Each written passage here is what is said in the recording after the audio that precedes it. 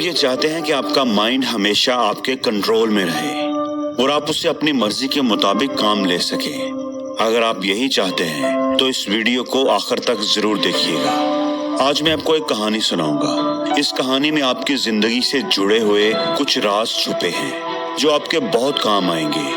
آپ کو وہ طریقہ سمجھ آ جائے گا جس سے آپ کا دماغ آپ کے قابو میں آ جائے گا۔ کسی سلطنت پر ایک بادشاہ حکومت کرتا تھا۔ اسے گھوڑوں سے بہت پیار تھا۔ اس کے پاس 4 جنگلی گھوڑے تھے۔ بادشاہ کو گھوڑے بہت پسند تھے۔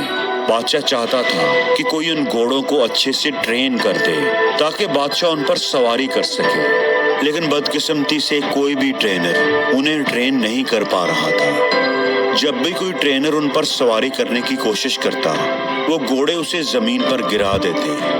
بادشاہ کو وہ گھوڑے اتنے پسند تھے کہ وہ کسی بھی ٹرینر کو یہ اجازت نہیں دیتا تھا کہ وہ ان گھوڑوں پر سختی کرے، مار پیٹ کر کے انہیں ٹرین کرنے کی کوشش کرے۔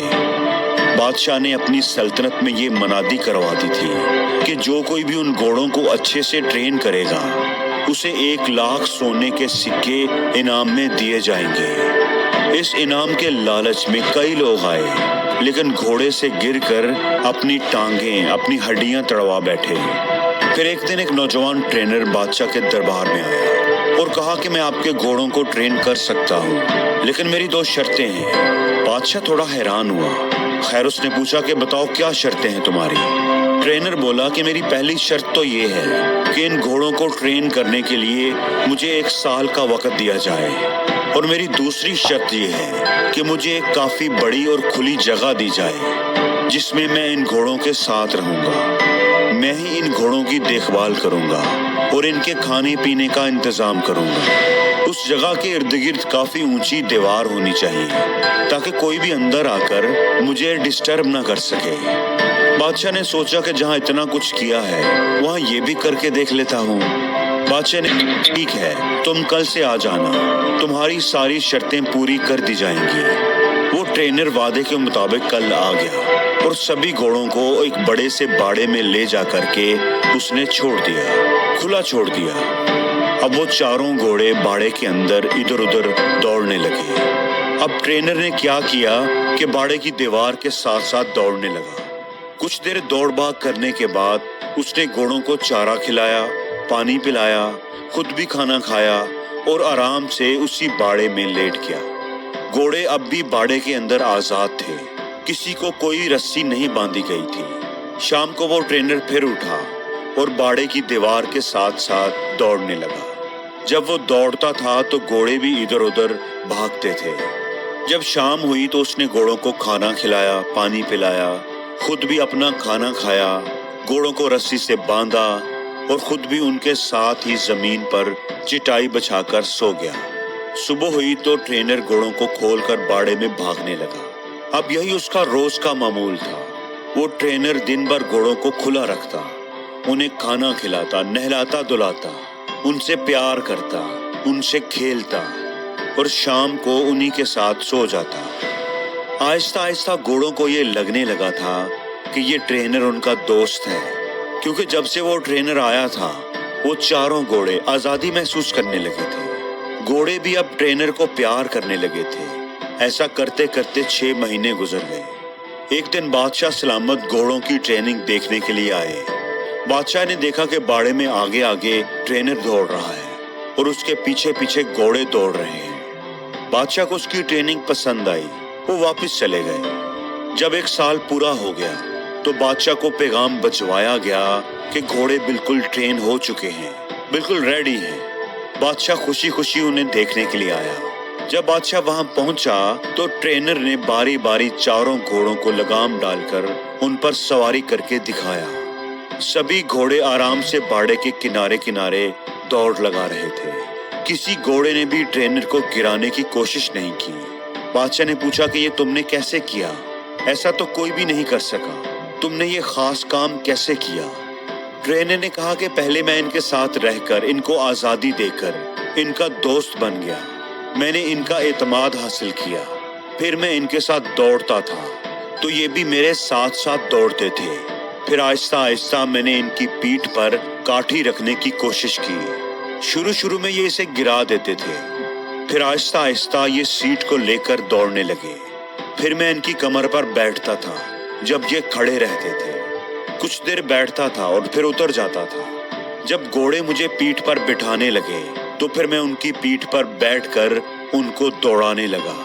अब नतीजा आपके सामने है। बादशाह ये जानकर बहुत खुश हुआ। उसने उसे सोने के सिक्के भी दिए और उसे हमेशा के लिए उन घोड़ों की देखभाल के लिए नौकरी पर भी रख लिया। दोस्तों, अब ये तो एक कहानी थी जो आपको जरूर पसंद आई होगी, लेकिन हमें तो ये देखना है कि हमें इस कहानी से क्या सीख मिलती है, क्या सबक मिलता है। ये कहानी हमें क्या सबक देती है? तो बात कुछ ऐसी है कि हर इंसान के अंदर, इस दुनिया में मौजूद हर इंसान के अंदर भी ऐसे ही 4 घोड़े होते हैं जो उसके कंट्रोल में नहीं होते। परेशानी का घोड़ा, गुस्से का घोड़ा, घमंड का घोड़ा, लालच का घोड़ा। और कहानी में जो ट्रेनर है वो है आपका दिमाग, आपकी अकल, आपकी समझदारी।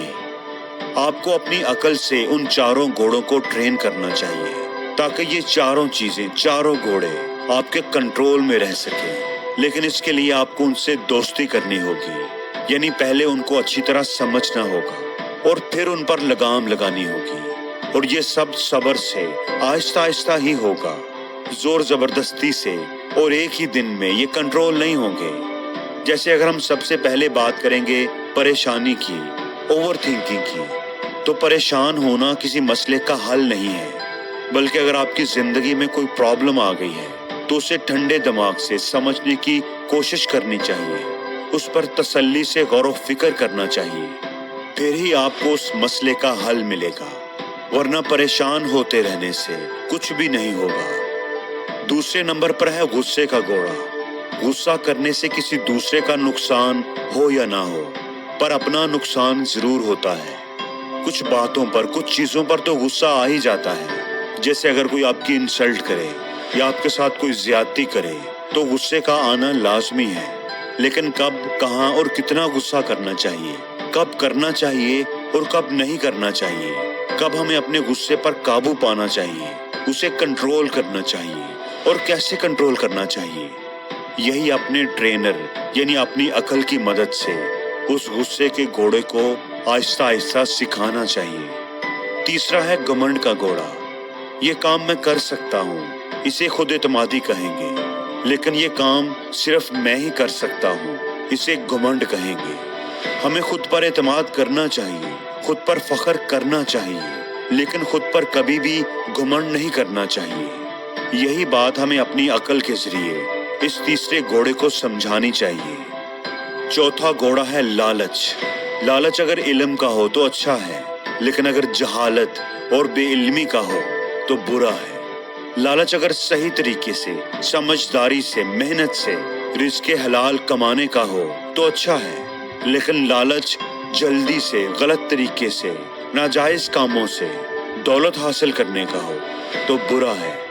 यही फर्क अपने उस चौथे घोड़े यानी लालच को समझाना चाहिए। और जिंदगी में हर रोज कुछ नया सीखो, नया सोचो,